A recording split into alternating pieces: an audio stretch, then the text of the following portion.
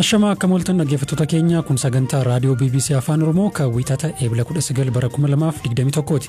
Sagantaa har'aatiin walitti bu'iinsa naannoo Amaaraa godina Kaaba Shawaatiin lubbuun namaa darbuuf qabeenyi manca'u በዛ አካባቢ የተፈጠረው ጥቃትና አጠቃላይ ውድመት haleellaan raawwatee fi walumaa galatti badii ga'ee hawaasni naannichaa yookaan qonnaan bulaan raawwateeraa amantaa jedhu hin qabnu.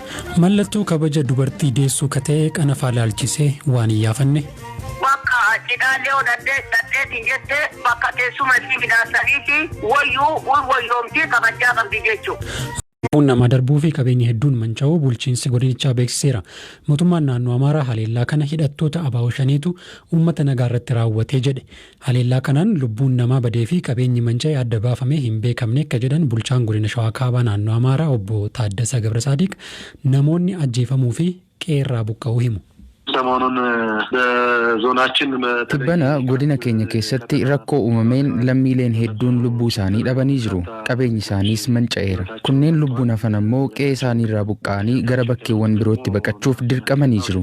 Egaa haalli ture kana fakkaata. Kaleessa irraa eegalee garuu sagaleen dhukaasaa haga tokko xiqqaatee jira. Keessumaa naannoo Shawaroobiit shakkiin buqqa'anii gara Dabra Siinaa fi Dabra Birhaan baqachuun turee jira. Kaleessa waaree boodaa fi har'a uummata tasgabbeessinee akka bakka isaaniitti deebi'an gochaa jirra. Har'a Shawaroobiit gara nageenya duraan turetti deebi'aa jirti. Hawaasnis qe'ee isaatti deebi'aa jira. Magaalaa Axaayee keessa rakkoo hammaataatu gahe. Magaalaan gubattee jirti. Kana keessattis lammiileen hedduun lubbuu isaanii fi qabeenya isaaniis dhabanii jiru. Warri kanarraa hafan ammoo buqqa'anii jiru. Fakkeenyaaf Maal Meedaa namoota buqqa'an hedduutu qubatee jira. Lammiileen kunneen deeggarsa namoomaa fedhu. Nyaataa fi uffata isaan barbaachisa. Dhaabbiin bakkatti deebisuufis deeggarsa barbaadu. Gama keenyaan kana gochuuf hojii eegalle qabna. Asumaanis qaamoleen kana dhagahan deeggarsa danda'an akka godhaniif waamicha dhiyeessina. Qaama haleellaa kan raawwate ilaalchisee kan gaafanne obbo Taaddasaan akkas jedhan. በዛ አካባቢ የተፈጠረው ጥቃትና አጠቃላይ ውድመት haleellaan raawwatee fi walumaa galatti badii ga'ee hawaasni naannichaa yookaan qonnaan bulaan raawwateeraa amantaa jedhu hin qabnu. Gamaagamni keenyas sana hin mul'isu. Kana sababni jennuuf hawaasa keenya keessa kaleessas walitti bu'iinsi ture, har'as jira, borus itti fufa. Rakkoon akkasii gaafa nu mudatu sirna ittiin wal dhibdee hiiknu qabnuun hiikaa turre. Kun borus itti fufa. Amma kan ta'aa jiru walitti bu'iinsa hawaasaa akka ka'umsaatti fudhachuun bifa sabaa fi bifa amantaa akka qabaatu godhamaa jira. Kana ammoo kan godhaa jiran namoota siyaasaa kasaaranidha. Kanaaf ammoo mallattoo fi ragaaleen tokko tokkos ni jiru. Kun fuulduraaf qorannoon ifa kan ta'u ta'ee garuu haleellaa kana qaamoleen bakka biraa dhufan akka raawwatan nuyiin olitti kanneen miidhaman ni himu. Kanaaf sana jennee atakaaroo keessa seenuun hin barbaachisu.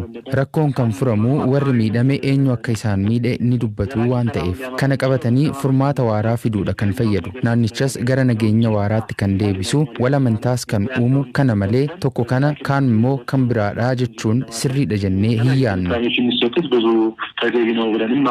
Amma dura hidhattoonni ABO shanee godina ollaa kataate godina saba Oromoo keessa socho'aa akka turanii fi qaamolee nageenyaa godinichaa irratti illee tarkaanfii fudhachaa akka turan quba qabaachuu kan himan aanga'aan kun haleellaa kana raawwatan hidhattoota kana ta'uu isaanii qaamoleen nageenyaa naannichaa ragaa akka of harkaa qaban dubbatu. Hoogganoonni godina addaa saba Oromoo garuu ibsa yeroo garaagaraa miidiyaaf kennaa turaniin qaama ABO shanee jedhamu godina isaanii keessa socho'u akka quba hin qabne himu. Walitti bu'iinsa kana hordofee magaalaa naannoo Amaaraa Dasee keessatti har'a hiriirri bahameera. Raayyaan ittisa biyyaa iddoowwan walitti bu'iinsi uumame bulchiinsa koomaand poostii jala galcheera.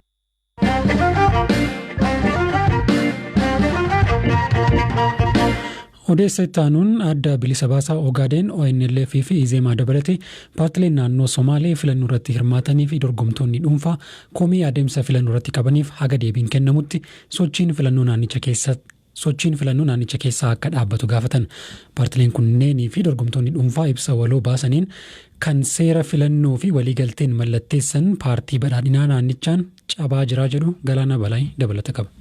Gaaffii kana dhiyeessan adda bilisa baasaa Ogaadeen, Izeemaa, paartii bilisummaaf walqixxummaa akkasumas dorgomtoota dhuunfaa naannoo Somaaleeti. Dura taa'aan ONLF Abdurrahmaan Mahammad Mahadii paartileen afran marii erga taasisaniin booda kaleessa gaafa dilbataa ibsa baasuu isaanii BBC'tti himaniiru. Obbo Abdurrahmaan akka jedhanitti bulchitoonni naannichaa kaardii sagalee kennitootaa dirqamaan fudhatanii namoota barbaadaniif kaardiiwwan 100 lakkaa'aman qoodaniiru jechuun himatu. Kanaaf akka ragaatti suura namni tokko kaardii sagalee itti kennan baay'ee qabatee jiru agarsiisu BBCf qoodaniiru. Dubbii himaan Izeemaa Naatnaa'el Fallaqaa paartiin isaanii marii kanarratti erga hirmaateen booda ibsa waloo kana baasuu mirkaneessanii jiru. Ibsa kanaanis hojii gaggeessitoonni boordii filannoo dhiibbaa bulchiinsa naannichaa jalatti kufaniiru. Galmeen sagalee kennitootaa fi raabsaan kaardii filannoo boordii filannoo osoo hin taane bulchitoota naannichaatu to'ataa jechuun himatu. Kana malees kaardiin sagalee kennitootaa naannoo Somaaleef ramadame lakkoofsaan hin baramne. Paartileen mormitootaa raabsaa kaardii filattootaa akka taajjabaniif hin affeeramne ka jedhuu fi komiiwwan biroollee dhiyeeffatanii jiru. Paartileen kunniin haala kanaan filannoo haqa qabeessaa fi bilisa ta'e adeemsisuun gatii hin danda'amneef sirreeffamni haa taasifamu jedhaniiru. Kanaaf hojii gaggeessitoonni boordii filannoo walaba ta'anii fi itti gaafatamummaa isaanii baachuu danda'an gara naannichaa haga deemanitti akkasumas adeemsi galmee filattootaa amanamaa haga jiraatutti naannoo Somaaleetti sochiin filannoo akka dhaabbatu gaafatan. Dubbii himtuun boordii filannoo Sooliyaanaa Shimallis gama isaaniin paartii ONLF irraa komii fudhachuu erga mirkaneessaniin booda dhimma kanarratti boordiin filannoo biyyaalessaa akka mari'atu BBCtti himaniiru.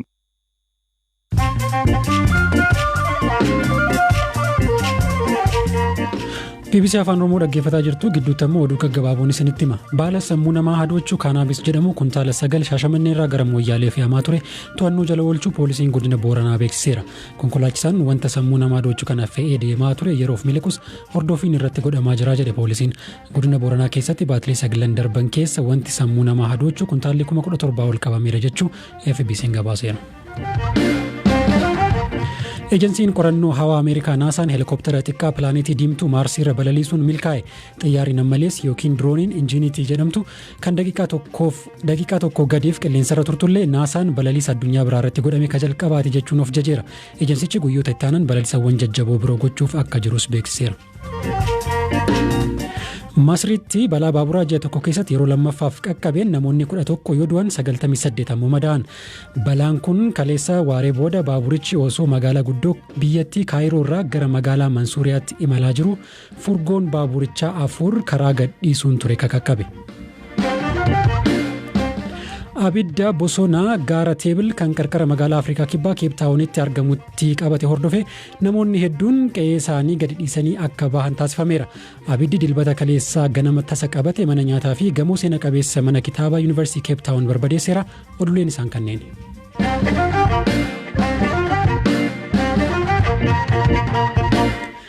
Addunyaa kubbaa miilaa keessatti dubbiin daran falmisiisaa ta'e dhalateera. Kunis kilaboonni ciccimaa Awurooppaa 12 addatti fottoquun gosa dorgommii European Super League jedhamu badhaasa $1 hedduu argamsiisu hundeessuu isaaniiti. Kuni maaliif falmisiisaa ta'e yaadataa biraanuu sanitti hima.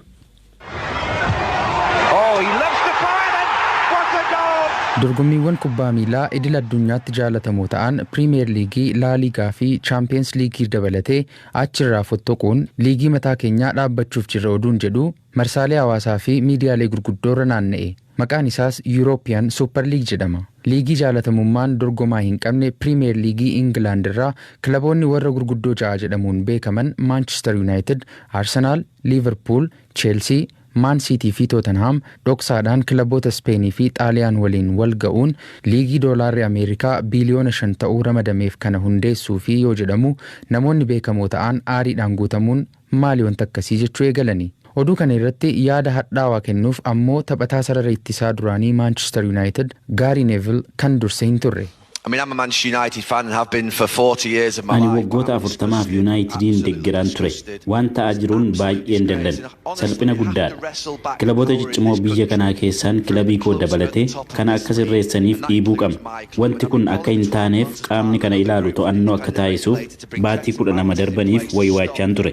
Of jaalachuu daangaa hin qabneedha. Abbootiin qabeenyaa kilaboota kunneenii fakkeessitootadha.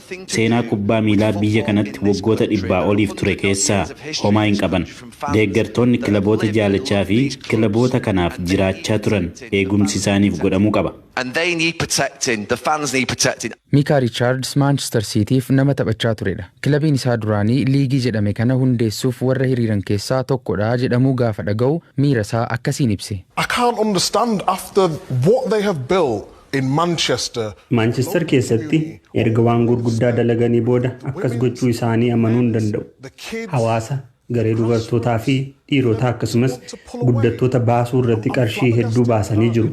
Waan kanaaf dugda kennachuuf yaaduu isaaniitti qalbiin na cabee jira. Miira kiyyatu jeeqama. Salphinadha. Qarshii guurrachuuf jecha waan godhan. Daldala irratti hirmaachuun waan tokko ta'ee osoo jiru ispoortii addunyaa irratti jaalatamaa kanarraa lubbuu keessaa baasuu natti fakkaata. It's like ripping the heart and soul out of it.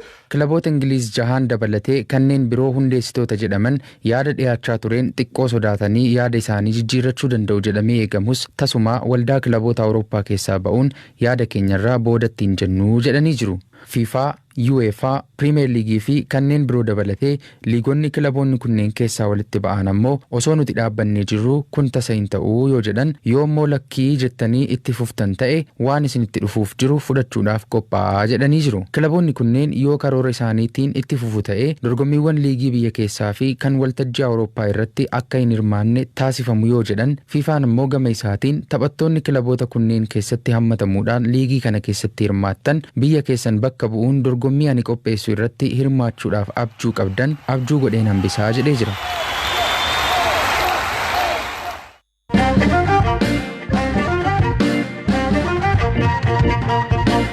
Xumura irratti waan aadaa isinitti himna. Waa'ee qanafaa hagam beektu.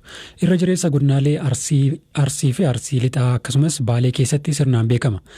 Qanafaan maali? Maatii olaanaa jiraattu godina Arsii lixaa aanaa Shaashamannii ganda qonnaan bulaa Majaa Dammaa Kataan addee Girjaa Annuutaa gaafateera kunooti.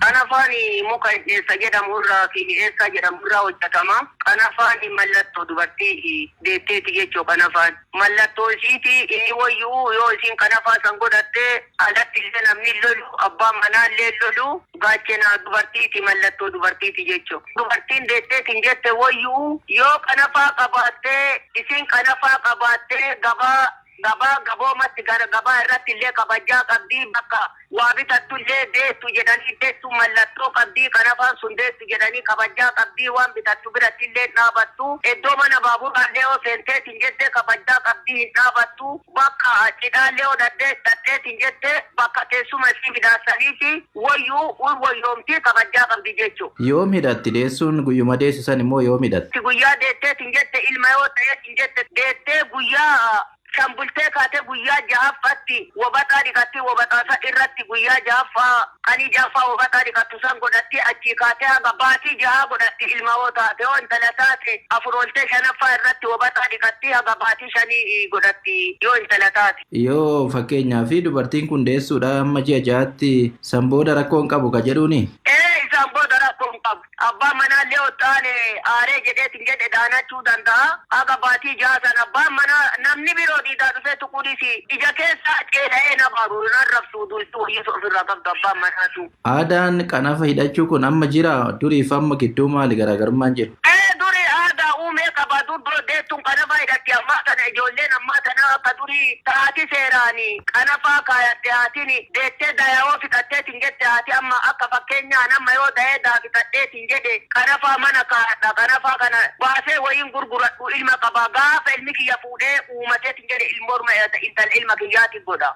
Malee qanafaa kana yoo dhala dhaaban illee hin gatan jechuu. Hin gatani kaayadhee midhaaffadhee qanafaa kana midhaassee kaayadhee bakka inni nagalaan bannetti dhadhaa dibaa midhaassee akka nagala addaan midhaassee kaayadhee gaafa intalti ilma kiyyaa deetteetiin jette qanafaa kiyya kanatti godha dhaaltummaa qaba jechuudha.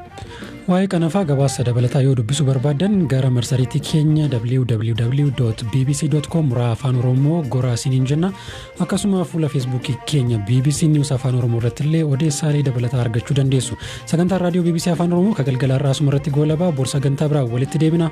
Horaa bulaa.